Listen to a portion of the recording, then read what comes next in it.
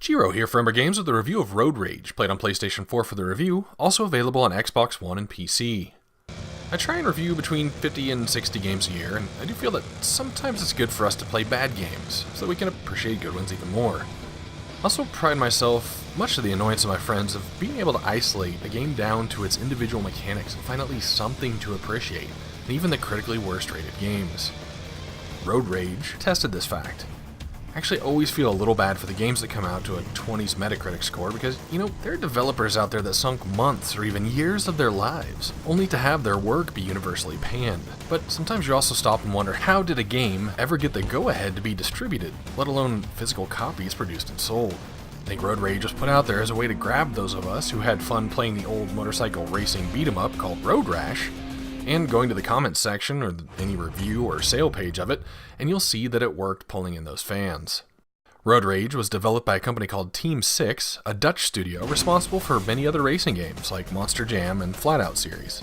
I looked at their website and they were actually designated as the best economic achievement in 2017 for the Dutch Game Awards, which I'm still trying to figure out. Alright, enough setup. Road Rage is an open-world motorcycle racing game where you assume control of an up-and-comer in the city of Ashen, that, although by looking at it I'm not sure you can tell, just went through a major series of riots that left martial law to rule all of its wall-separated districts. Our protagonist longs for something better, and seeks justice in the form of racing motorcycles and becoming noticed by those in power. Throughout the game you never leave your motorcycle. You journey from icon to icon to engage in events that have nothing to do with the cutscenes setting them up. For example, someone will tell you they're handing you a bunch of bombs to place on trucks, and then you do an arcade checkpoint race against other bikers when you get to the icon.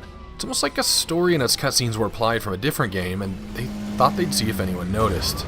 After finishing each story mission, you'll get a ringtoneless call, where you're treated to some of the worst dialogue and voice acting I have seen in this generation, and maybe even the last couple. My man would love to have some new rides. And by rides, I mean both bikes and girls, of course.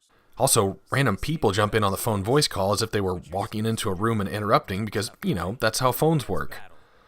I suspect they probably had about 3 voice actors in this game, one for females, one for white males, and one for black males. The white guy at one point speaks with an attempted Italian accent. A little further. More challenging work, paying twice as much. At another point he tries to sound German. You lead the police away from my truck. Then we'll meet in Port Hamp again. And in one of the final regions, they just give up even trying to hide it, and if you close your eyes, it sounds like the guy is just talking to himself. Complain, pay their bills, rinse and repeat. Yes, that's how they're supposed to behave. That's how the system works. Well, the system doesn't work for me then. The protagonist's girlfriend, Sonia, can't decide which accent to go with, so she's constantly changing. And the dialogue. Oh my, the dialogue. Now, the actual driving controls in this game aren't inherently terrible. Use R2 to accelerate and L2 to brake. The X button serves as an emergency brake and triangle as your nitro. You can use the square button to swing your weapon on the left and circle to swing on the right. In order to combat another driver, you have to first shift into combat mode. This can be done when there's a square icon above your opponent's head, where it will quickly pull you up to their side, faster than any nitro you have in your possession. But make sure that the path is clear because you do lose control of your bike and will hit any object between you and the competition. Once in combat mode, you get a roulette of options of who's going to win the encounter. I've swung through them close range and missed, I've swung from 10 feet away and struck them down, but most of the time I'll hit them and then they'll get knocked off, but I'll go flying out of control as well. I rarely felt confident that attacking in a race would put me ahead. Road Rage attempts to have several different types of events, most of which involve racing. There's a knockdown mode where you begin randomly on a map and have to eliminate a set number of drivers as you hit checkpoints. The game is very particular though in how it counts the people you knock off. The AI in this game is so bad that these drivers will often run themselves off the road, they won't take corners well, they'll self-destruct, or they'll get stuck somewhere. It seems most often that it requires a direct hit from your weapon account, but even then, who knows? On 2 separate occasions, I finally nailed one driver and it somehow counted for 4 kills at once, and then 9 kills another time, so good luck.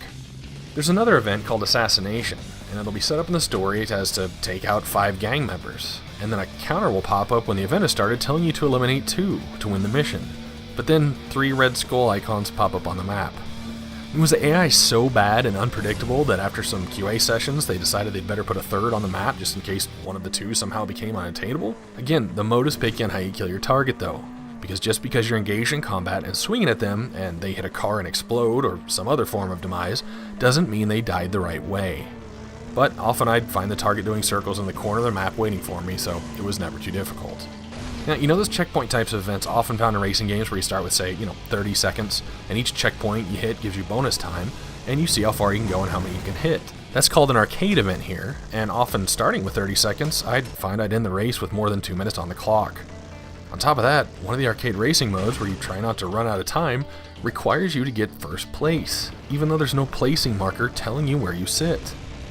There's a sprint mode, where you have a set time limit, and you have to freestyle your way through the map choosing your own route to make it in the set amount of time. In a racing game that didn't have this many issues, this is a fun mode. But let's talk some more about issues.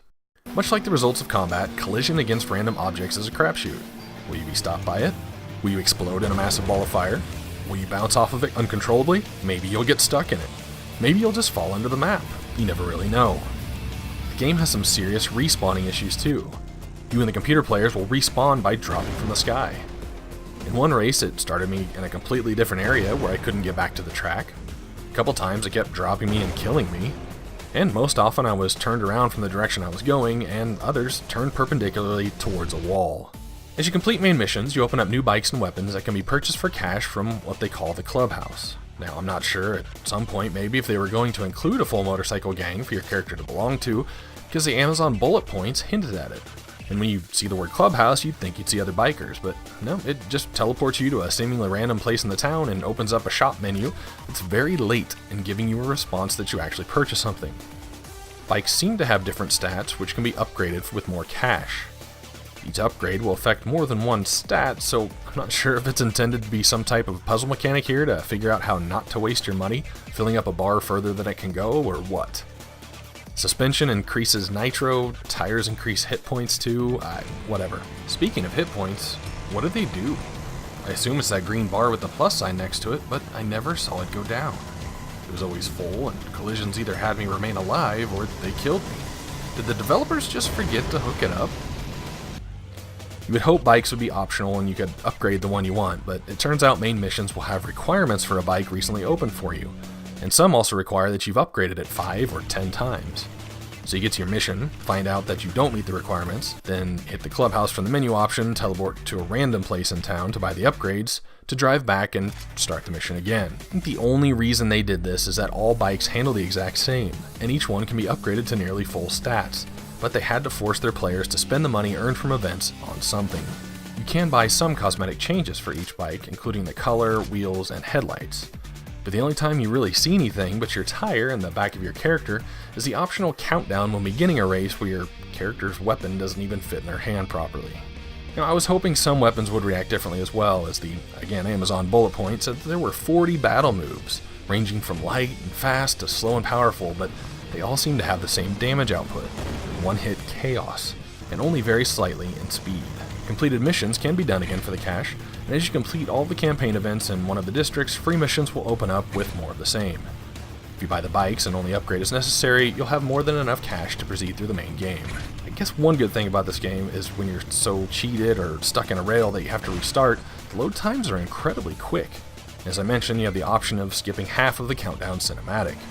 The city of Ashen itself is an okay layout of some confusing streets, which adds some complication to the find the best route mode, having you look for shortcuts.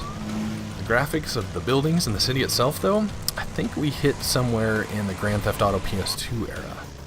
There are some nice reflections from the water on the city streets, I guess. The developers, though, need to watch more J.J. Abrams movies to figure out how to not make a lens flare look like the sun is shooting a laser. The game's soundtrack is composed of some generic nu metal, which, to be honest, I've heard worse. The game's sound effects, though, leave a lot to be desired. There's nothing like firing a nitro that sometimes makes flames come out of your tailpipe or two, just to hear the sound like you hit a nail and have a flat tire flapping against the road. Now, I did try a few times to get in the multiplayer online just to see what it would be like, but either no one is playing this game online, or it really wouldn't surprise me if this feature just didn't work. I really did try to identify at least one system or mechanic in place that would explain why this game went to market. The play control, the AI, the open world mechanics, the collision with players, objects, and even the road, the music, the graphics, the combat, the bikes and weapons. There's not a single area of this game that was fit to be distributed. If I had a couple friends come to me and told me that they made this in their spare time, it would be acceptable, but for a company to physically print and charge $30 a copy, there's not really an excuse for this. Trying to bank it on people's nostalgia for Road Rash? That's even worse.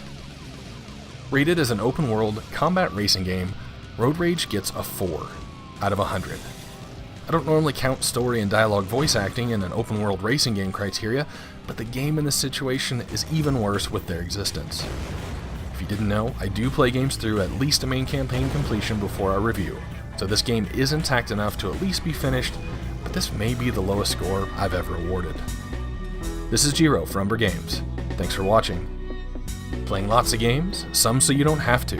Hit that subscribe button for notifications on new videos, or follow me on Twitter @Umbra Games.